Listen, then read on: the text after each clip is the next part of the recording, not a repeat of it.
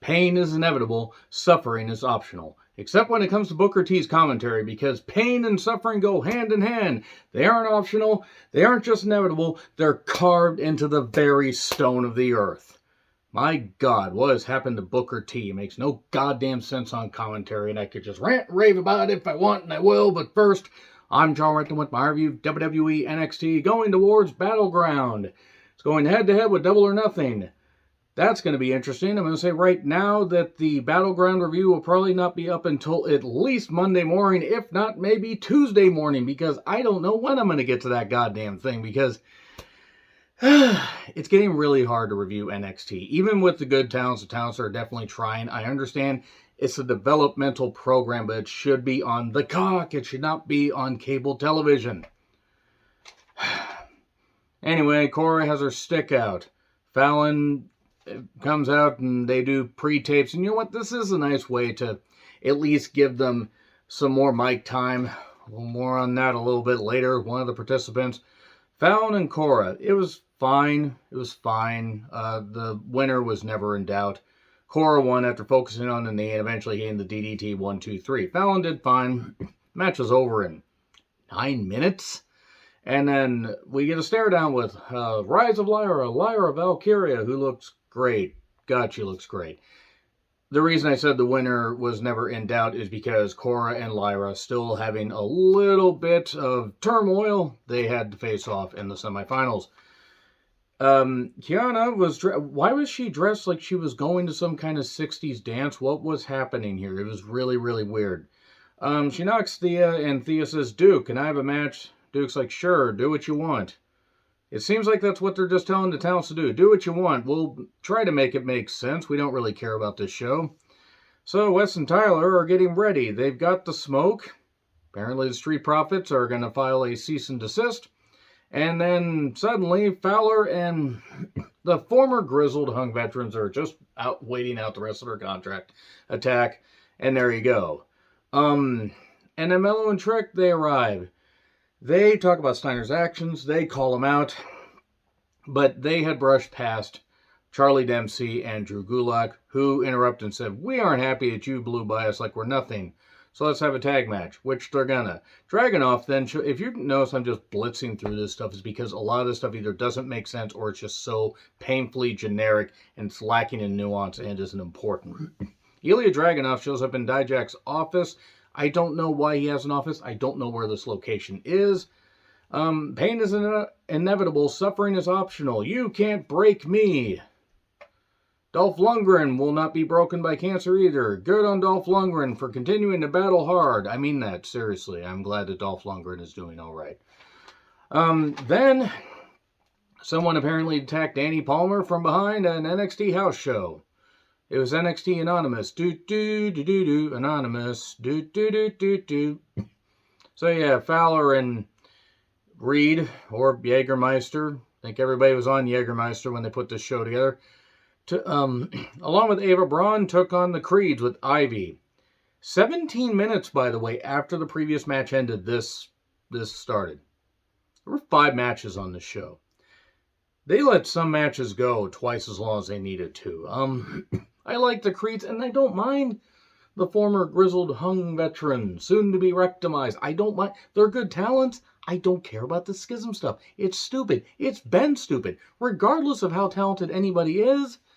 And then later, Ava tries to attack Ivy, and then Ivy locks on the sleeper or whatever, and a girl in a Catholic schoolgirl outfit getting choked out on camera. I've seen this movie before. Always delete your search history, pals. And the Creeds win. Julius does SC and Lariat. This went about 12 minutes. And then Tony and Stax are in a restaurant. 2 cops that we never see the faces of arrest Tony. Take him downtown. Anya Taylor-Joy did a great rendition of that for Last Night in Soho. You should watch Last Night in Soho. It's fucking tremendous. Shirt back there from Redbubble. Shop Redbubble, by the way. You get more, more of the money that you spend goes towards the artists that work on designs like this. No, I'm not sponsored. I just felt like doing that because, by the way, I got this one from Redbubble also. This describes the producer when I don't feed him, like whenever he wants. Nevertheless, talking about shirts is more interesting than talking about NXT, by the way. So, yeah, we get Supernova Sessions with Noam Dar. Somebody please explain to me what country he is from. Because he's not from... Somebody explain to me, rather, what planet he's from. He is not from this Earth. I can't make heads or tails or anything of what he said. Yes, I know he's a Scottish Supernova. Or however he says it. Dragon Lee comes out. He knocks Dragon Lee for not being able to speak English, even though Dragon Lee has proven he can speak English. Dragon Lee also has proven that he signed strictly for the money because it ain't for the creative, because they don't know what the hell to do with him. He feels marginalized. He feels like he's had the legs cut out from under him. And then Nathan Frazier shows up. He has dropped the Mega Man nickname that I gave him because he's a freaking nut. And this is a waste of TV time. Though Frazier did say he should call up Alicia Fox. Maybe she'll take you back. The beautiful Alicia Fox. That's all I'm going to say right there. By the way, we're getting a Heritage Cup match for whatever that means, i.e. nothing. I do not see the Heritage Cup getting over on U.S. television. And back to Dijak apparently holding Dragunov hostage and beating the shit out of him, trying to break him. This is a crime, a series of crimes rather, taking place on television. So anyway, Mackenzie with JC. My God, JC looks great. I wrote down she looks great. That could apply to both of them. But JC, bracing his heel thing, she knocks Gigi, foreshadowing, so much foreshadowing that it had a 5 shadowing from somebody's 5 head. I don't know what I'm on about. I love JC. JC's great.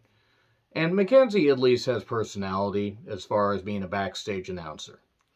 So anyway, then Mello and Trick took on Gulak and Dempsey. 20 minutes after the last match ended, this was given 7 minutes, and Mello won with the leg drop. I like Dempsey and Gulak as a team, but it is what it is. Steiner then appears on screen because Mello and Trick call him out. He's in the barbershop. I expected everybody in the barbershop to be laid out, but nope. Steiner got a fresh cut, as the kids say, and now he's heading towards the arena, Capitol Wrestling Center. More Duke and Thea stuff where Thea's shouting constantly.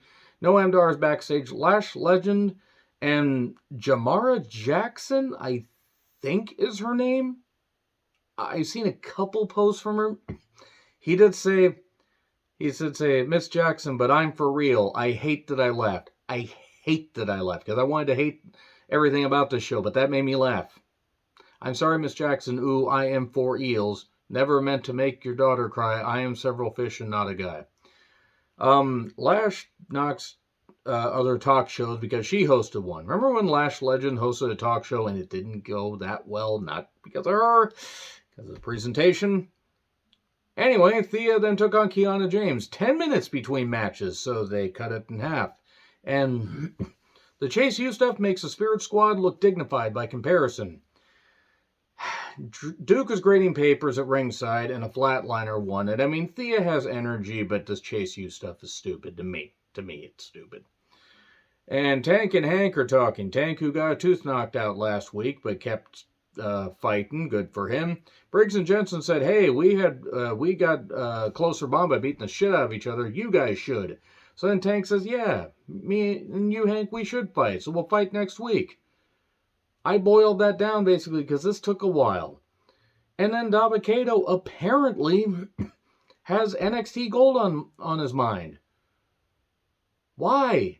Wesley also is going to say something to the fans. But first, Inoue Blade, Axiom Verge, Eddie, Dante Chen, I believe, and a couple other people in the back are like, oh my God, Dabba-Kato is so strong. It's Axiom Verge talking about a big mountain to climb.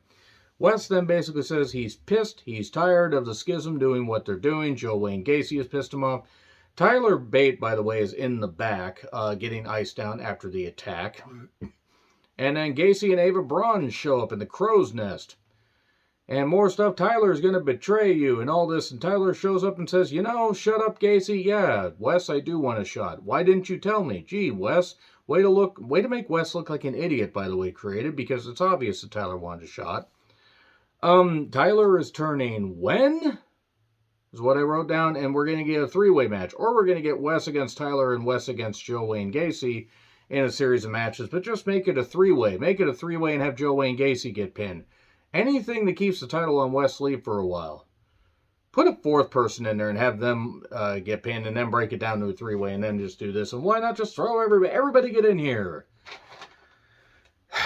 Roxanne pre-tape. Stop having her talk. Anyway, so we get more Von Wagner and some woman, I don't know who the hell she was, some guy that was knocking Von Wagner last week, and some guy was talking to Stone, Robert Stone. The picture got brought up again. Is this going to be that Von Wagner had some serious medical condition? I mean, that seems to be what it's building up to. Or it wasn't me, it's my brother. I mean, I don't care. They're giving Von Wagner mic time. They're trying to give him a character when he really, I don't even think, can spell character if you spot him a lot of letters. And then Jacy Jayne and Roxanne Perez, quarterfinal match, 22 minutes after the previous match ended. They were given 9 minutes, and Pop Rocks, 1, 2, 3. And then Gigi attacked Jacy, and they had a fight. And the officials stopped it, or tried to. I'll kill you, you're going to have to. And the last match, of course, was, well, it wasn't a match. It was Mello and Trick calling out Steiner. But then we get back to more Dijak and Dragunov. Please somebody explain to me how any of this is good for wrestling and how any of this is good television. Like, where is this location? What is happening? What is going on? Steiner shows up with a bunch of security. I'm going to have them protect you from me. Ha ha ha ha ha. And then, of course, back and forth jibber-jabbering, and then we get a dive on the security. We get a brief brawl. And Mello, even though he got laid out, he was able to recover just enough to hit a nut shot on Steiner. And then a belt shot, and they're laying down, and will this be the scene? No, obviously Mello's going to win, and we're going to have Steiner called up at some point, because I don't really know what you do. Don't give the title back to Steiner. You don't need to.